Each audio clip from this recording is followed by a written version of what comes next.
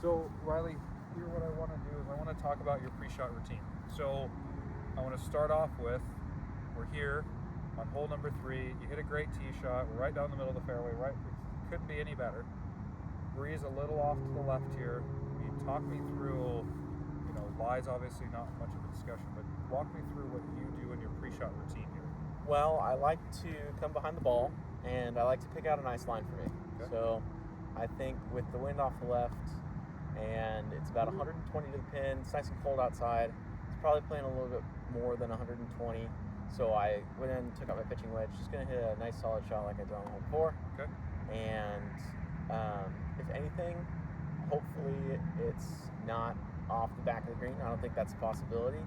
But I'm thinking the safest shot is probably on the fringe line, or just probably like 5 feet left of the fringe line, right of the pin, but Okay. Not quite on the fringe line. What shot shape are we seeing here? A straight. Straight? I'm going straight. Yeah, I'm going to let the wind take hold of it, do whatever it wants with it. I'm not really too concerned about it. So a couple things that I would add into it, right, is a conversion that I tend to use around here that seems to work well is every 2 degrees below 72 is about 1 part. Okay. So if we're, give or take, 50, maybe coming between 45 and 50 degrees, it's going to be 10 to 12 yards further. Wind into your face. We have a light breeze, so it's not too bad. I'd say this is easily 15 yards longer than the number. Okay. The next thing I would say is I didn't hear much consideration of where the flag is in comparison to the obstacles around it, right? Yeah. So with a front left bunker, we can also kind of see a ridge that runs off to the left. Yep. What I'd be looking at is, if you're playing off to the right, like you talked about, it takes that bunker out of play a little bit. I think that gives you the better angle into that putt. But one thing I'd be also making sure that we pay attention to is we do want to take that bunker out of play, because if you're in that bunker, you're now short-sighted. That's not where we want to be.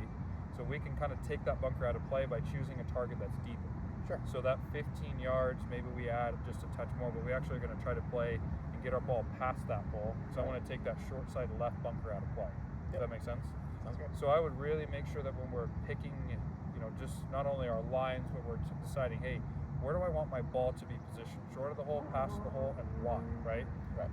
If we get past the hole, is it a little downhill? Yes, but it all flattens out. Not too bad. But really, that front left bunker, I'd be working to make sure that we avoid that. Absolutely. That makes sense? So target line, I want you to pick a very specific target line. What is that target line going to be?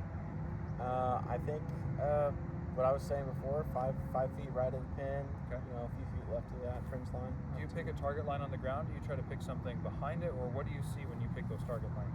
I actually envision this kind of wall of fog that just runs through my target line. Okay.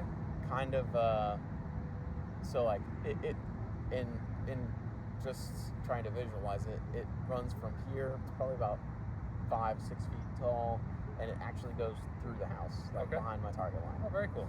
That's a great visualization there. So when you step up to the ball, then do you kind of see that line again once you get up here, or what is that like for you there? Yeah, mainly I take the time to adjust to feel how the ground is, and adjust myself to that target line that I picked, kind of in the same way. Yeah. Okay. Cool. Hey, well, let's hit this one. Okay. And let's see where we get. All right.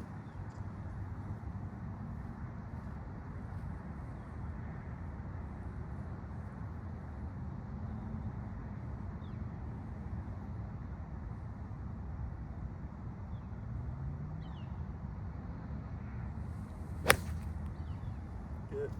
Left.